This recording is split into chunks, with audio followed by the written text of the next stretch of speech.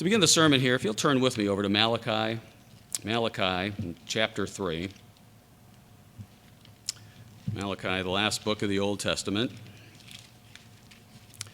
And read words that, are familiar to us and words that are repeated and fulfilled in the New Testament. But in Malachi 3 and verse 1, it says, "Behold, I send my messenger, and he will prepare the way before me. And the Lord whom you seek will suddenly come to his temple.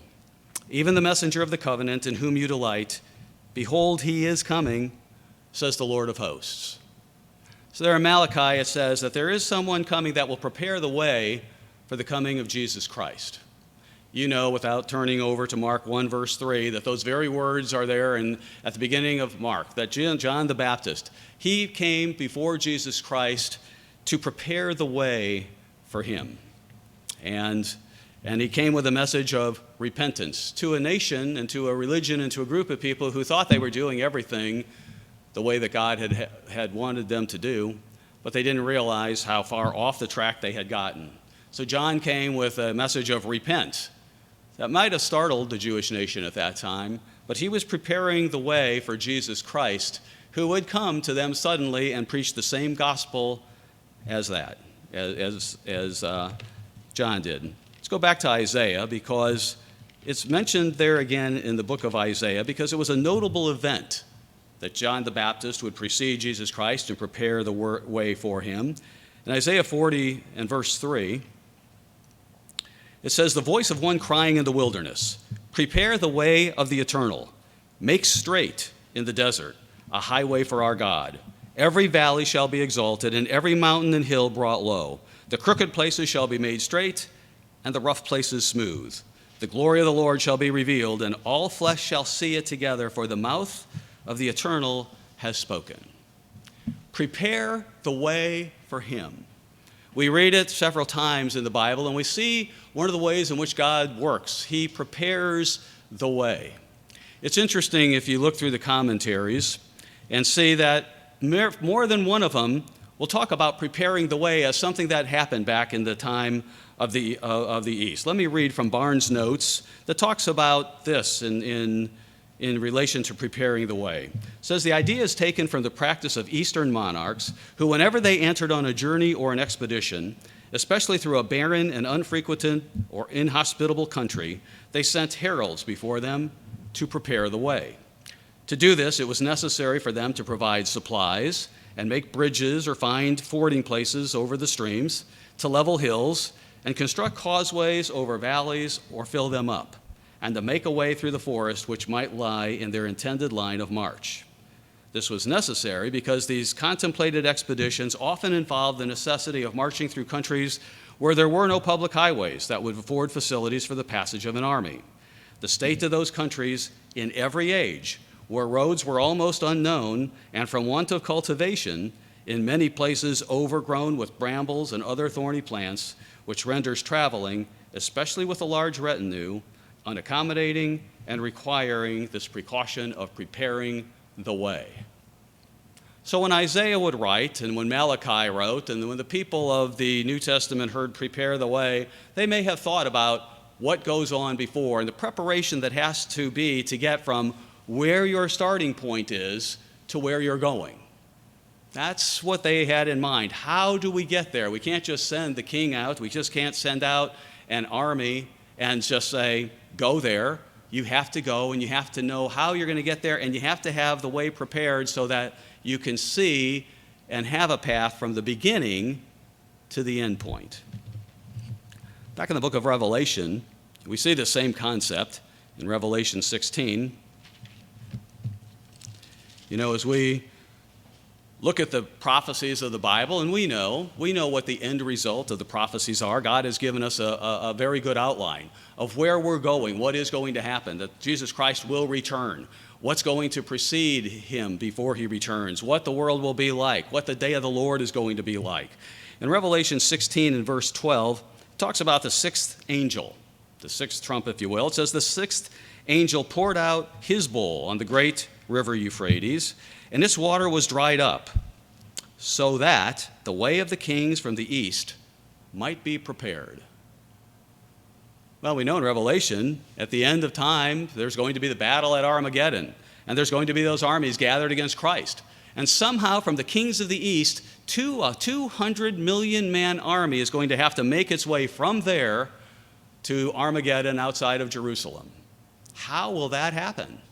How would you march 200 million people, almost the size of America, from one place to another because that's where they need to be? And look what God has done. He's prepared the way. What better way for the Euphrates to dry up and you have this huge, wide riverbed that who knows how many people wide can march through there and have a direct path down to Jerusalem. God prepares the way. And that happens before the time that the prophesied end events occur. Before the battle of Armageddon, before the armies could be gathered there, God prepares a way for them to get there. We know that God's prophecies are sure. As you and I are here today, we know that what it says in the Bible, it's going to happen. But sometimes we can look at those end results. We can look at what is prophesied to be in Revelation. We can look at a power that's so foreign to anything you and I have ever grown up or even known in our lifetimes. An autocratic, totalitarian government where the king worships himself and he makes everyone do what he wants to do and to follow his religion, where he has complete control over people. And their only job is to worship him and to follow the suit. And if they don't take him, then their lives become miserable and they don't have the things they have. And we look at that and we think, how could that ever happen in this world? Look at the age we've lived in. With the advent of America back in the 1700s and 1800s and the way it's gone, America brought freedom and democracy, and look how the world has progressed during the last 200 and 300 years under that form of government. How can we get from here where we are today, to a government that the world would not only follow, but as it says, marvel after them and be excited about what is going on? And we know that as we look at those prophecies and as we look at the things in Matthew 24 that Jesus Christ said would happen before his return, and as we talk about being in the end time, and we know that we are in the end times because we see prophecies being fulfilled and we see the state of the world the way it is, how do we get from here to there? How can we get from here to there if we're talking about being in the end time? Things seem so different today, and they will be so different at that time before Jesus Christ's return. Well, Barnes, in his commentary, has an interesting note. In adjunct to the physical preparing the way for kings to march from the east over into the Middle East and wherever they were going, he says this in his thoughts about how that pertains to John the Baptist preparing the way for the Messiah. Let me read what he says because he's got an interesting point. He says, the Jewish church, to which John was sent to announce the coming of the Messiah, was at that time in a barren and desert condition, unfit, without reformation, for the reception of her king. It was in this desert country, destitute at that time of religious cultivation, of true piety, and in good works unfruitful, that John was sent to prepare the way of the Lord by preaching repentance. So he takes this physical, and so many times we can see what happens physically and take it to a spiritual level. He says, John the Baptist had to be there. The people, the way had to be prepared for Christ and the message that he was going to be there. The church was a desert. It was unfit. It wasn't producing fruit, the church of the Jews at that time. And we look at the landscape of America today, we look at the landscape of the world today, are we any different? They believed and they were at least keeping the things of God. Today we live in a very desert condition where religion and God is concerned. People don't follow what God says. They don't even want to hear what God says. In fact, they mock God and they count it as antiquated and that we are so much smarter and so much beyond anything God would say or anything that the Bible would say. So, as Jesus Christ will return, as these events will occur, and we can even look at the trumpets preparing the way for Jesus Christ, right? That there has to be a preparing of the way even for the message of Jesus Christ and a preparing of the way for him to return. And there has to be a preparing of the way to get from where we are today to where Christ says we will be in the times before his return. Well, we stand at a time in history where we can look at Revelation, we can look at Matthew 24, and we wonder how all these things are going to take place. But let's pause and take a look at how we are today. Let's turn back to Isaiah. Isaiah chapter 1. And as we read these words and recognize where we are in America, and perhaps the world and in Britain and, the Israelitish states, as we call them. In Isaiah 1, verse 4, just look at these words and see how they apply to the civilization, the society that we live in today. God says, "Alas, sinful nation, a people laden with iniquity, a brood of evildoers, children who are corrupters. They have forsaken the Lord. They have provoked to anger the Holy One of Israel. They have turned away backward." And then he says in verse 5 to Israel, "Why should you be stricken again? They were stricken once. Why should you be stricken again? You will revolt more and more. The whole head is sick, and the whole heart faints. From the sole of the foot even to the head, there is no soundness in it, but wounds and bruises and putrefying sores. They have not been closed or bound up or soothed with ointment." Doesn't that a picture of the society we live in today when we look at it honestly, when we look at it objectively? No one knows what we're doing. The whole head is sick. Everywhere you turn, there's something that isn't right. There's doubt, there's suspicion, there's wounds everywhere, and no one knows how to heal them or to bind them up. Let's go over to Micah, minor prophet.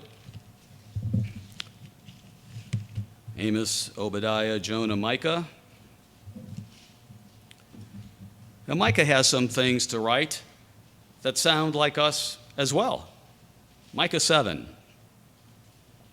Micah 7 and verse 1. He says, "Woe is me, for I am like those who gather summer fruits, like those who glean vintage grapes. But there's no cluster to eat of the first ripe fruit which my soul desires. I'm looking around, but I'm unsatisfied. There's nothing there that I'm looking for. The faithful man has perished from the earth, and there is no one upright among men. They all lie in wait for blood. Every man hunts his brother with a net." Why? That they may successfully do evil with both hands.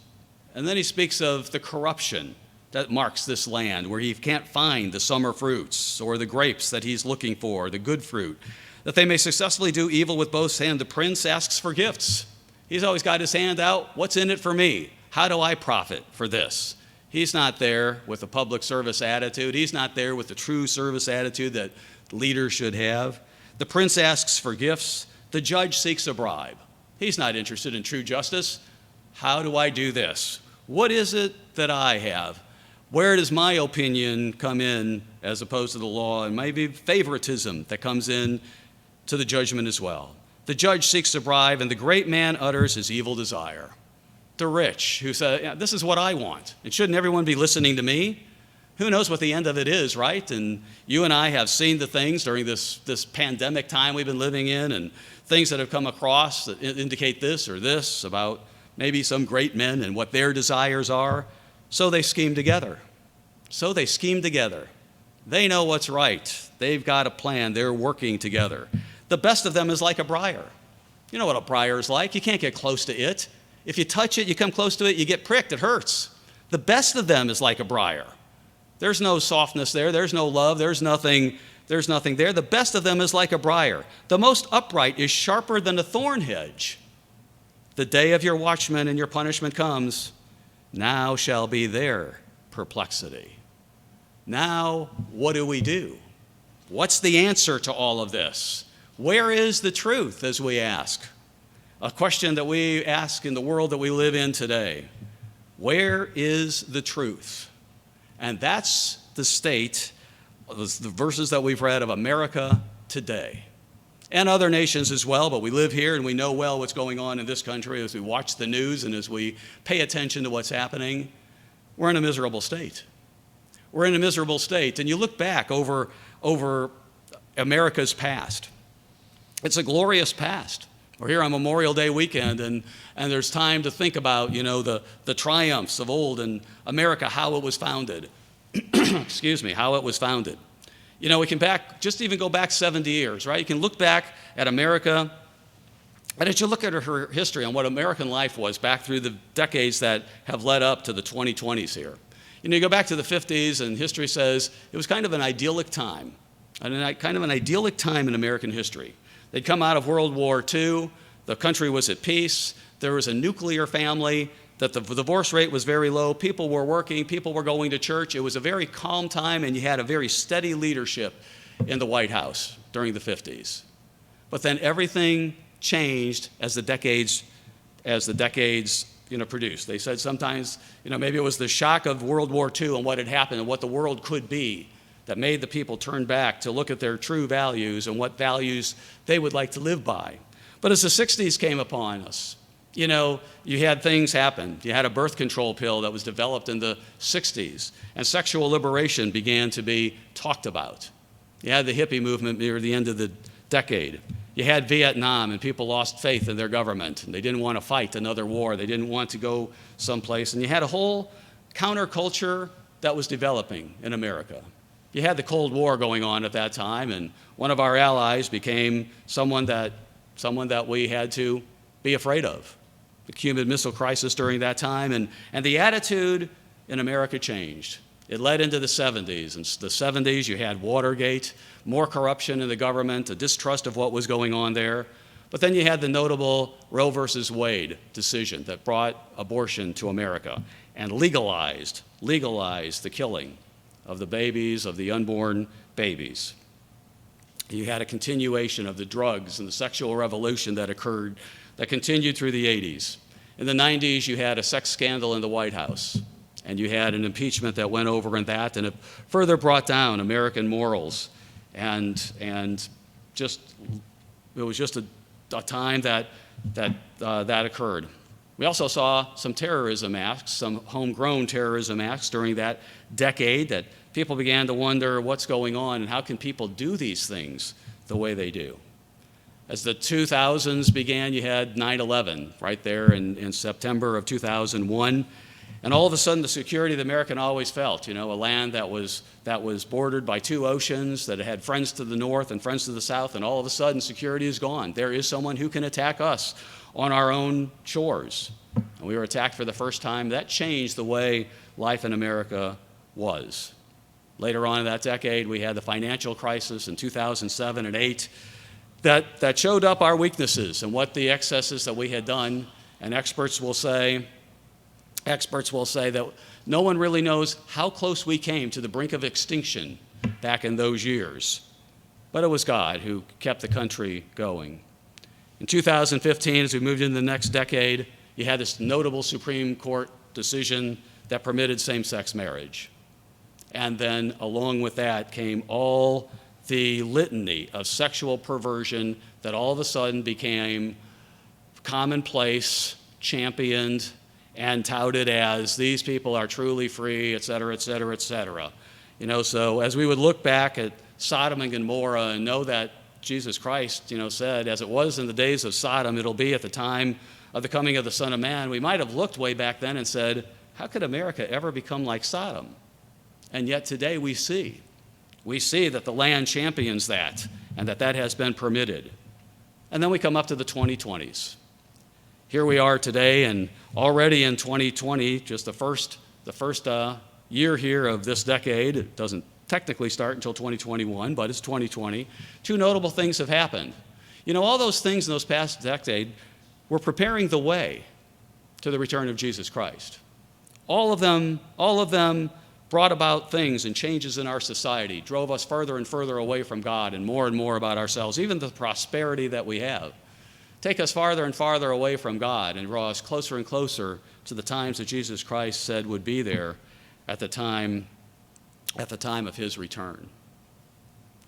Jesus Christ mentioned many things, but let me, in 2020, and as we're sitting here today and we've gone through this coronavirus, this pandemic period, and there's a feeling in the country we're coming out of it, right? I mean, it's just like the world is going back to work again. People are coming out of their homes again.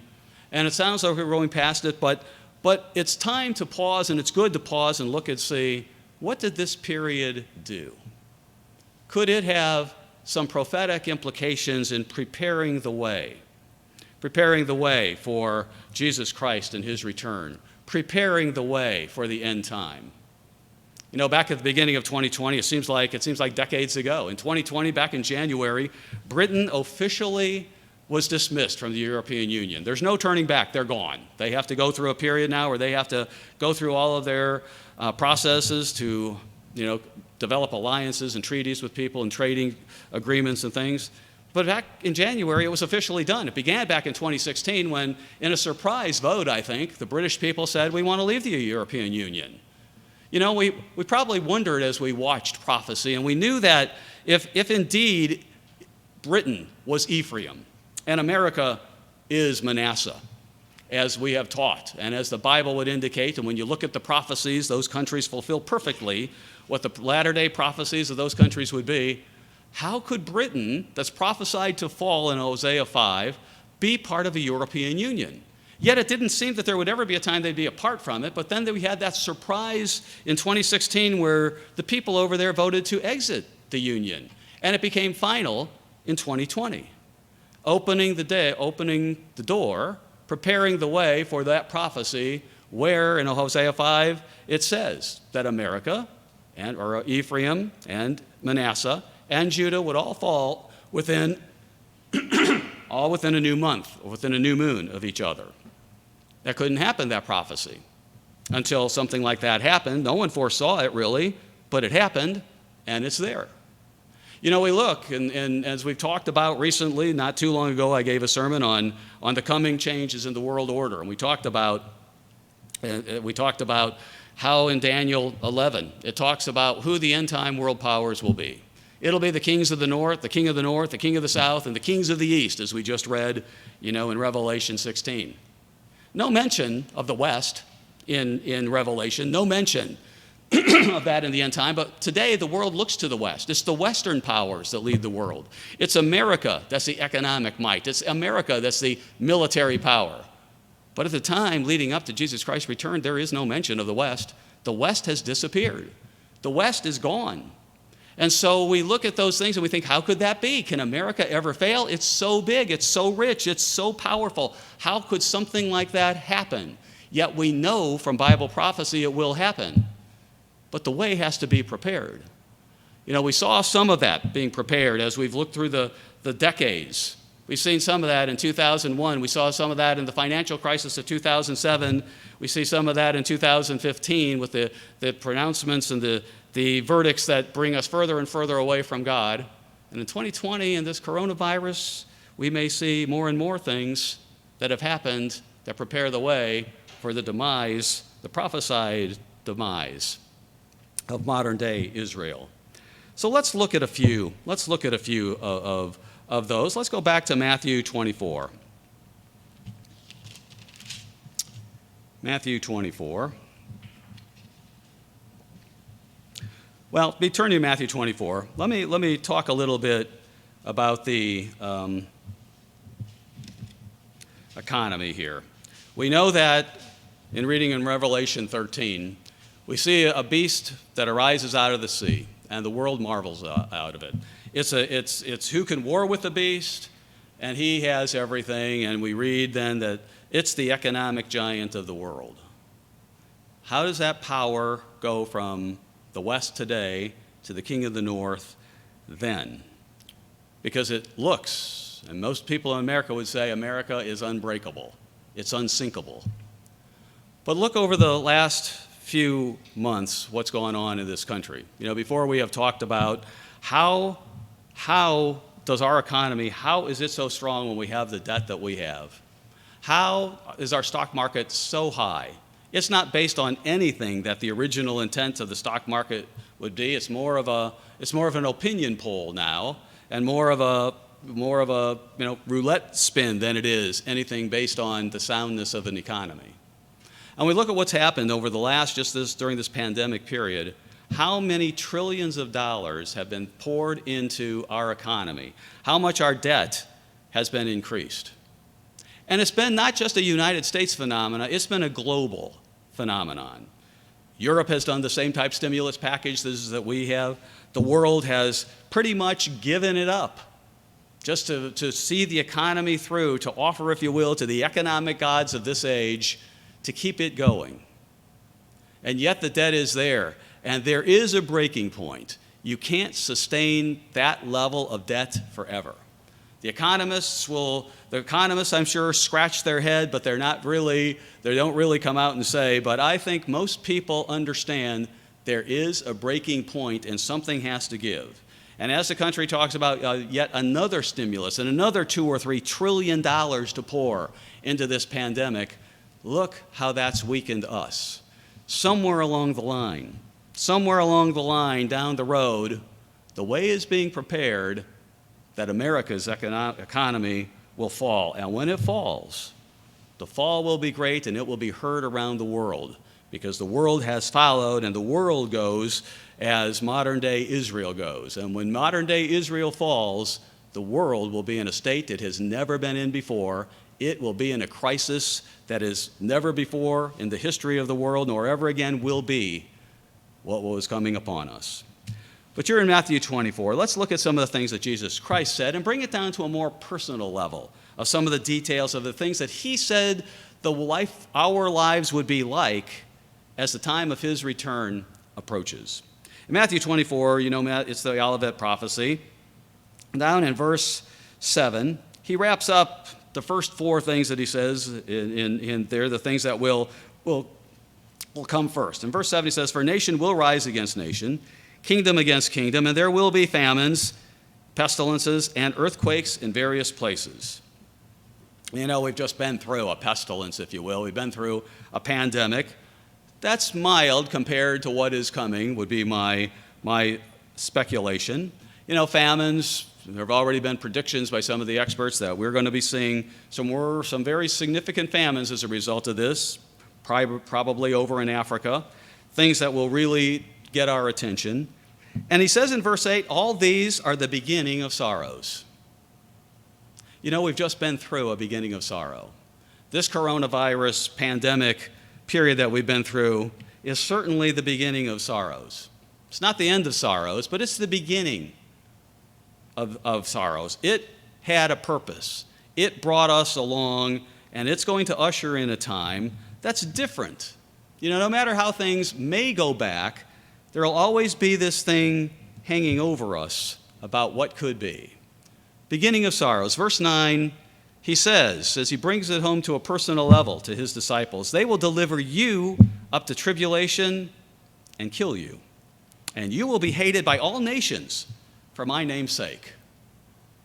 Now again, we can look at that verse even today and say, man, it is hard to understand in America that has freedom of religion. My neighbors don't hate me. The people I work with don't hate me. The people I go to school with don't hate me. How can we get to the point where today they don't care if I go to church on Sabbath?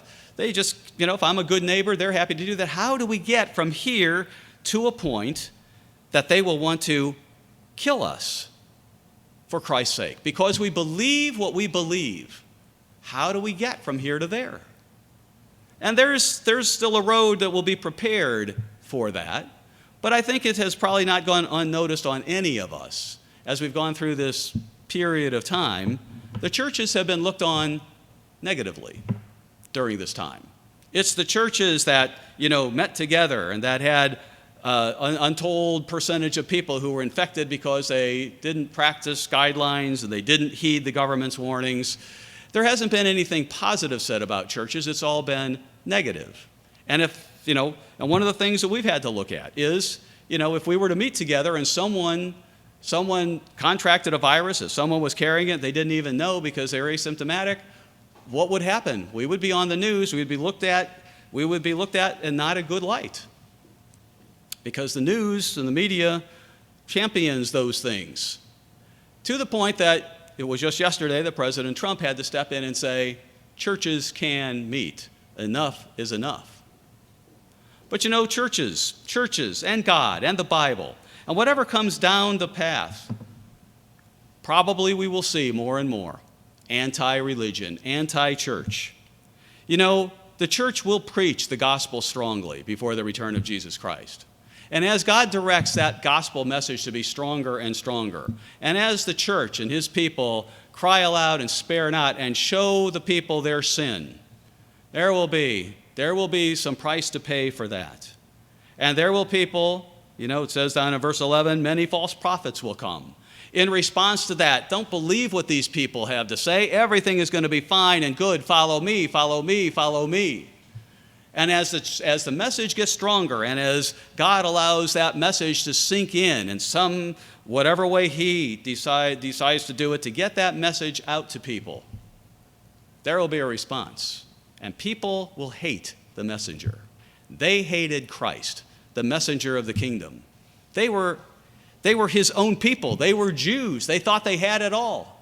Or they thought they had all the truth and they were doing things right and they wanted to put him to death.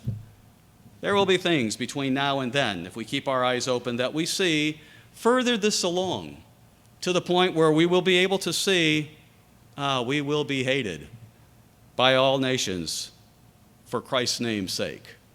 And that in that government that's to come, that totalitarian, dictatorial government that's come, that people won't be champion tolerance and love for all. It'll be these people put to death. We want nothing to do with them. That's coming. But we can keep our eyes open on how that happens as God prepares the way for the fulfillment of that. In verse 10 of Matthew 24 there, it says, "And then many will be offended. They will betray one another, and they will hate one another." Again, that prophecy brings it down to a you and me level. This is talking about us. Many will be offended. They will betray one another. They will hate one another.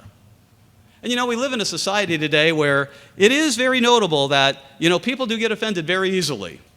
Do we ever watch the news anymore? Does a week go by where someone hasn't said something that some group was offended and someone has to go back and recount their words because people are so sensitive and so aware that no one is trying to make any judgments on them of what they do? Many will be offended, it says.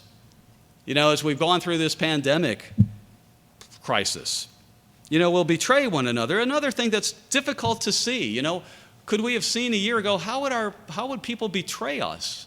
We know it's going to happen. We know that there is going to come a time where they're going to say, well, they keep the Sabbath, they believe this, da-da-da-da, and turn us in. But how does that happen? How do we get from where we were? But during this pandemic period, I think I've been surprised by how the things have been handled and some of the things that have been said. I have no issue with social distancing guidelines or the things that have been said. Those are the experts that have done that. But what I have been surprised about is how, the media, would say if anyone, especially as restaurants began to open up again and they weren't practicing the first 25% occupancy and then 50% after that, if you see anyone that isn't doing these things, you know what? Call law enforcement. Call law enforcement, turn them in. If you see your neighbor with a group of 20 there and there should be no more than 10, call the police on them. And it's put in the mind of America, hey, we're the police. If we don't like what they're doing, it's perfectly good to turn them in. We live in an age of cell phones and things where we can take a picture of anything. And it's kind of like amazing when you watch the videos that are taken, how they have right on the screen there of exactly what happened because someone had their camera ready and they had it there, and it is perfect evidence of what's going on. We live in a society where it's very easy to see what we all do. We are all monitored and we are all under surveillance, and that will continue. That will continue as time goes on. But there's a time where, for the first time in American history, I think that people have been told it's okay to betray your neighbors. It's okay to betray your family. It's okay to call the cops on them. It's okay to get them arrested. And actually, they should be arrested. As the nation was gripped by fear over this virus, what will they be gripped with when a greater fear comes their way? And what will they do to you, to me, to each other? A time of betrayal. Now we can see that the American psyche has been touched in a way it hasn't been touched before this pandemic. now the way has been set that it's okay to tell, and your responsibility to betray or to turn in or to talk about your brother. Let's go back to Micah again. Micah 7. You can keep your finger there in Matthew 24. We'll be back there in a minute. We read through the first 4 verses of Micah 7. Let's read through the next 3. Micah 7. Micah 7 and verse 5. Don't trust in a friend, he writes. Don't put your confidence in a companion. Guard the doors of your mouth from her who lies in your bosom. What a suspicious society.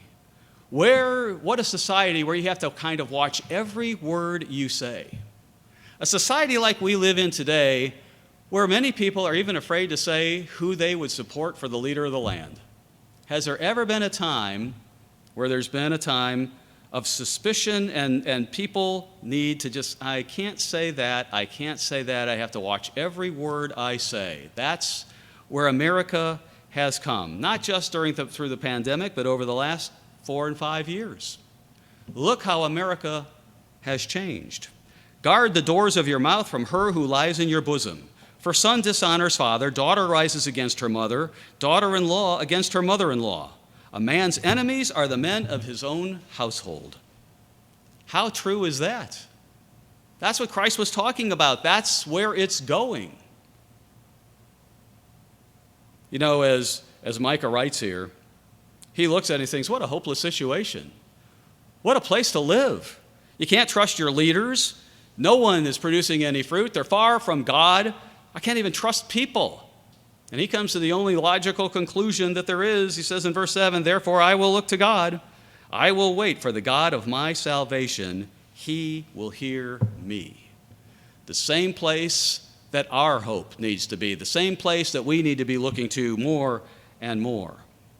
To God, he is the only answer out of the mess that has become the land that we live in, that has been furthered along as the way has been prepared for the return of Jesus Christ, a little bit more during this time that we've just been going through and coming out of.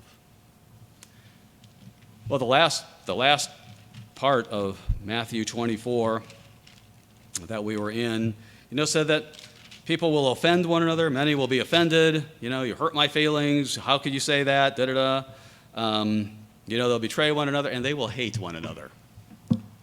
That's a strong word, hate. They will hate one another. But I think as we look at our country today, unless we have our heads buried deep in the sand, we can see hate. We can see that there is hate. There is hate at the top levels of our government. There's hate between people down below. There's people that hate simply because you don't agree with me, or you don't side with the same side that I do. And it happens on every side, right? Every single side. No one is exempt from that. Not one side of the equation is different than the other. Hate is very real in America today. And hate leads to division, right? And even as we've gone through this pandemic period, it's been interesting to see the suspicion and the things that have come out. We don't trust this person. What is he up to? What's his gain in this pandemic? Well, what about this person? What are they doing? What is this group up to? What does it really mean? Is there something behind this? And then one group will hate the other, and everything. There's even a major network now that has a show on every night that calls it, the name of the show is A Nation Divided. And it's come about from this pandemic as they talk about this side says this side says this, wear a mask, don't wear a mask. Open up the country, don't open up the country. A nation divided. And the media has a large part to play in this nation that's divided. And Christ has, of course, something to say about a nation divided, as this nation is divided as it never has been before on so many levels. He says in Matthew 12, a house divided against itself cannot stand. It cannot stand. And so as we see this evolution of America and the emotions and the attitudes that people have toward each other, we look at it and say, it can't go on this way. And there's no one that's trying to heal it. There's no way to heal it. The wounds are too deep. And no one wants to heal it. They just want to go on the way they are. Well, the way is being prepared. The way is being prepared, and that hate that's there now will eventually go down to people of belief as well. Well, let's drop down to verse 12 in Matthew 24. Christ says, because lawlessness will abound, the love of many will grow cold. Because lawlessness abounds. Now, some time ago, I gave a sermon by that title, Because Lawlessness Will Abound. And we talked about the things that lawlessness brings about. And again, as we look honestly at our country today, anyone that says we're a lawful land is not really looking straightly. Clearly. Every law has been dismantled. Everything goes except the very basics of murder and whatever, but every single law of God has been dismantled. The morals of our country are in shreds. We stand for nothing, but I guess if we stand for anything, we stand for everything that's outside of what the laws of nature would be. We live in a time of lawlessness, a time of anything goes. There was a song that, back, I don't know if it was the 60s or 70s, the song, Anything Goes. And that certainly is a time that we live in today. And it's a time of lawlessness. If you look back at history, the great kingdoms or empires of the earth, as they became older and older, as they became more and more prosperous, as they became more and more powerful, you would see the moral fabric just disappear. It would just fade. And it happened to the Roman Empire, and of course there's been many comparisons of America, the American Empire to the Roman Empire, of how they descended into nothing, and as their moral basis, as the foundation of their country faded and dissipated, then their empire was lost. And we look at America today, and the principles that we live by, the principles that are espoused for us, as a nation, are far, far, far from what this nation was founded on. And so we do live in a time of lawlessness, and often it occurs in a time where there's so much economic prosperity. And there has never been a time like you and I have lived in the history of the world. There has never been a nation with as much as we have. There's never been a people who have been able to enjoy the blessings of life in the way that people in America and really the Israelite nations around the world the way that we have. It's been a time, and it's been a wonderful time to live, as we've seen the advent of so many things that we take for granted today, that the people who lived before us, even our parents who have died and grandparents that could not even have imagined the type of way that we live today. We live in an economic time where, we have free time. We have machines that can do a lot of work for us. We aren't spending all our time growing our food, cleaning our food, preparing our food. Keep your finger there in Matthew 24. Let's go back and just visit Ezekiel 16 here for a moment. Because again, Christ said, as it was in the days of Sodom, it'll be in the days of the time of the Son of Man. And we should recount here in Ezekiel 16 just exactly what the sin of Sodom was, because it was these things that are listed here in verses 48 and 48 to 50 that really led to Sodom becoming the depraved, perverted society that it was. It was a good place to live physically. That's why Lot and his wife, they didn't really want to leave. God had to drag them out. There's a lot of easy things. Life is easy here. Ezekiel 16, verse 48, as I live, says the Lord God, neither your sister Sodom nor her daughters have done as you and your daughters have done. Look, this was the iniquity of your sister Sodom, a land that we look at and say, how depraved and how disgusting. She and her daughter had pride. America is full of pride. They had fullness of food. We have fullness of food. Doesn't it boggle your mind when you see the food lines that they show on TV and how so much food is just available to be given away? We live in a land that is so prosperous and full of food. It's an amazing, and we should be absolutely thanking God for everything that He has provided for this country. She had pride. She had fullness of food, abundance of idleness, so much time on her hands, so much time we have on our hands. When we compare ourselves, if we step back into the 1700s and 1800s, the time that we have for ourselves is so much greater. Sodom had it as well. Neither did she strengthen the hand of the poor and needy. And they were haughty and committed abomination before me. God says, therefore I took them away as I saw fit. Well, that was the land they lived in. Those were the sins. That was at the basis of what Sodom became. We look at ourselves, that's the basis of where we live today and where we are. And as we can see, and the rulings of the Supreme Court and the things that we live with today, that we certainly are well on the way to the way things were in Sodom. Well, when lawlessness abounds, it says, the love of many will grow cold. The love of many will grow cold. Now, lawlessness occurs typically during good economic times. And as you've heard me say many times here recently, is that we can have many trials. Not the not so good times in our life. The not so good times where we may be driven to God. Please heal me. Please get me out of this situation. Please help me to find the job. Whatever it is, the trial that we're going through. But perhaps a bigger trial is when you're living in good times and you have everything you need and you forget God. Don't ever forget that God, through Moses, several times reminded ancient Israel, when times are good, when your bellies are full, don't forget me. Don't forget me. And it is so easy to do when things are going along fine, and we have money, and we have health, and everything is going well, to just forget God, who, not that we consciously think who needs him, but we just kind of forget him. Don't forget him. It's during the good times we should be even closer to God, that we should be making ourselves get closer to God.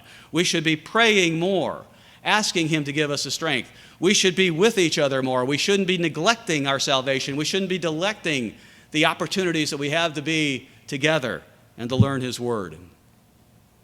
Oh, that's what happens. During a time of lawlessness, during the time of an economic good time, the love of many waxes cold. If you're there in Matthew 24, let's drop down to verse 37. Matthew 24:37. As the days of Noah were, so also will the coming of the Son of Man be. For as the days before the flood, they were eating and drinking, marrying and giving in marriage, until the day that Noah entered the ark. And they didn't know, until the flood came and took them all away, so also will the coming of the Son of Man be. Noah was there building an ark in the middle of dry land for 100 years. God was preparing the way. Noah was telling them what was going to happen, why he was building that ark, and what was going to happen. But times were good. It was a corrupt land. It was a violent land. The Bible tells us in Genesis 6. But it apparently was a prosperous land, and they didn't want to hear anything about God. They just were going about their life, and Noah. Look at Noah. How funny is he to be building this boat out in the middle of nowhere and preaching these things? You can almost hear the same words that in 2 Peter 3, where it talks about those will scoff. Oh, you've been talking about the return of Jesus Christ forever. He's not going to come. No one can topple what we have. We're foolproof. We can't be toppled. And it says they went right up until the time that the rains came. Right up until the time the floods came and those doors were shut, and then they realized, wow, what we've been told is really happening. And it was too late. It was too late for them. Their time of preparation was gone. Noah tried to prepare the way for him. God tried to prepare the way for him to let them know what was going on, but they didn't believe. God's preparing the way now. You note here that it says, suddenly. To the world, it was suddenly that it came. It wasn't suddenly. Noah had prepared that ark for 100 years. It talks about the same time in the end times. Suddenly these things will happen. We got a good primer in what the word suddenly means with this pandemic that we were in. Suddenly, at the beginning of March, or somewhere between the March 7th and March 14th, we were told we can't meet together anymore. And then literally overnight, it went from groups of 100 down to 50, down to 10, and stay at home. No one goes anywhere, close up everything. We got a good lesson in what the word suddenly means and how things can change literally overnight. At the time of the Jesus Christ return, leading up to it, there will become a time when suddenly these things happen. And the Bible talks about those who are on the other side of the door when that suddenly happens, who weren't paying attention, who weren't preparing or watching God prepare the way, who fell asleep and got enamored with all the things of the world and weren't watching carefully what went on and saw him at work and see him at work. Oh, things can happen suddenly. We'll hold that thought for a moment. Now let's go back here. I'm going to come back to that in a minute, but let's finish up here verses 13 and 14 of chapter 24 here in Matthew. It says, "He who endures to the end shall be saved." We have to stay awake and we have to stay on top of things. We have to stay close to God to the end. No matter whether times are bad or good, it's our responsibility to stay close to God. He doesn't move, it's us. "And this gospel of the kingdom will be preached in all the world as a witness to all the nations, and then the end will come." Somewhere along the line, God will open the doors for his gospel to be preached. It will happen. But let's go back. Let's go back to the time of Noah and the things, what our life will be like as we see these things in Matthew 24, when he says about his people, the things that we will face. And hopefully you've seen a little bit how this pandemic period has been preparing the way for those end results that will face you and I in the months, years, or whenever God decides it's time. Well, let's go to 1 Thessalonians. 1 Thessalonians 5.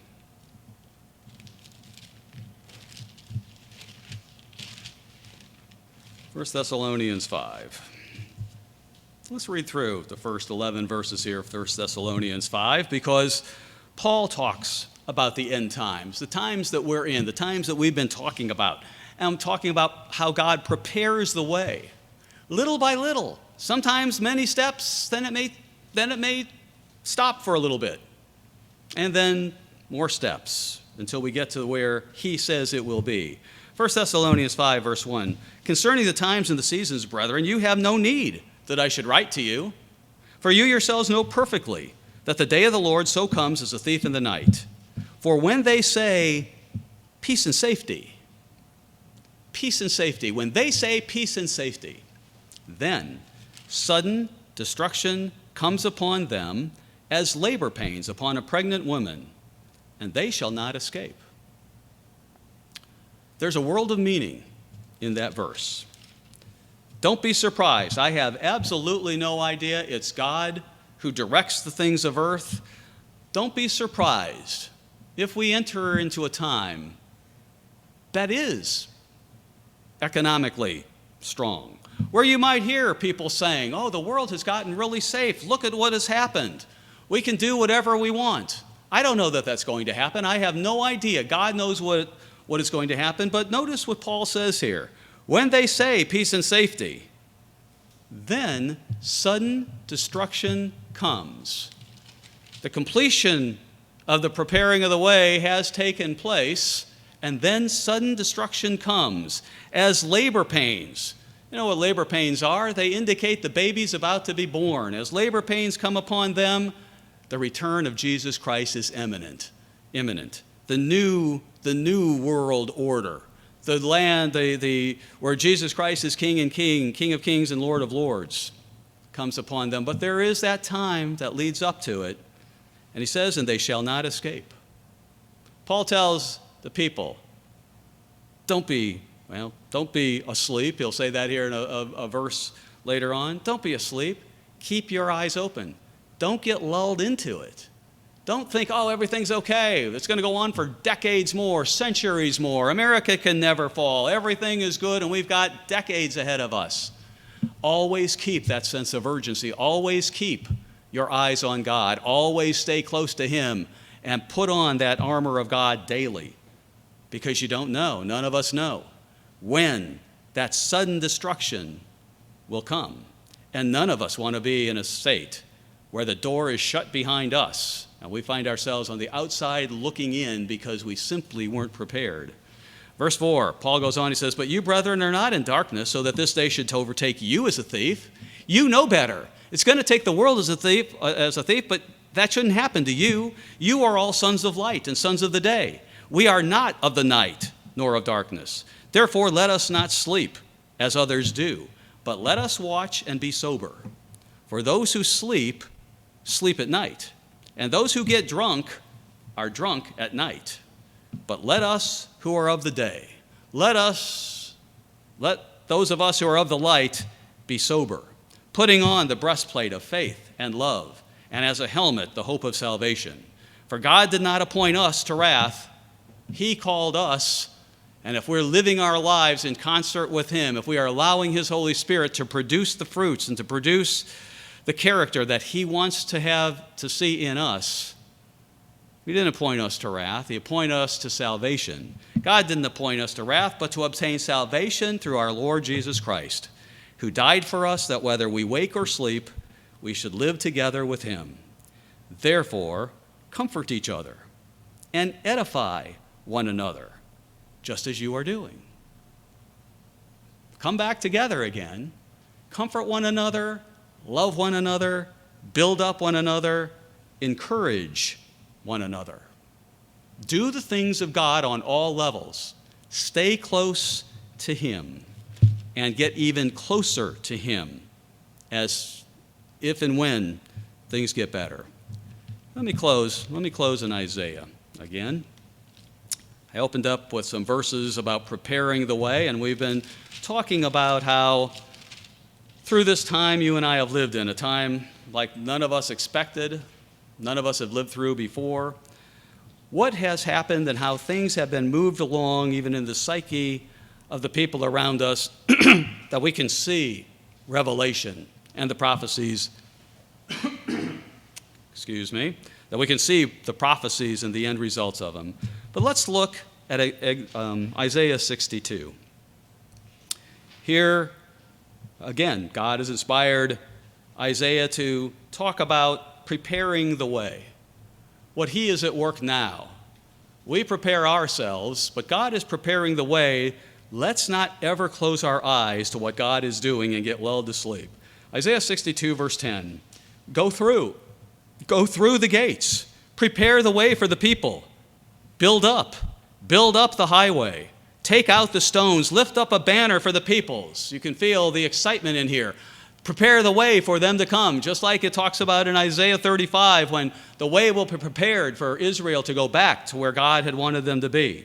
"Indeed, the Eternal has proclaimed to the end of the world, say to the daughter of Zion, surely your salvation is coming. Behold, his reward is with him and his work before him.